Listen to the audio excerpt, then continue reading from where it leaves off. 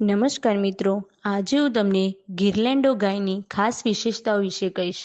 આ નસલની શરૂઆત 1940માં બ્રાઝિલમાં ભારતની ગીર ગાય HF હોલિસ્ટન ફ્રીઝિયનના ક્રોસથી થઈ છે, જેનું નામ આપ્યું ગિરલેન્ડો. બ્રાઝિલમાં 80% દૂધનું ઉત્પાદન ગિરલેન્ડો ગાય દ્વારા જ થાય છે. 1989માં કૃષિ મંત્રાલયમાં ગિરલેન્ડો નસલમાં સુધારવા માટે કાયદો બનાવવામાં આવ્યો, જેના કારણે ગિરલેન્ડો ગાયમાં HFનું 62.5% ટકાવારી અને ગીરની 37.5% ટકાવારી સંપૂર્ણપણે રાખવામાં આવી. ગિરલેન્ડો ગાયની 3 ઓગસ્ટ 2019માં એક દિવસ એવો હતો કે દુનિયાનો સૌથી વધારે 127.5 લીટર દૂધ આપવાનો વર્લ્ડ રેકોર્ડ બનાવ્યો.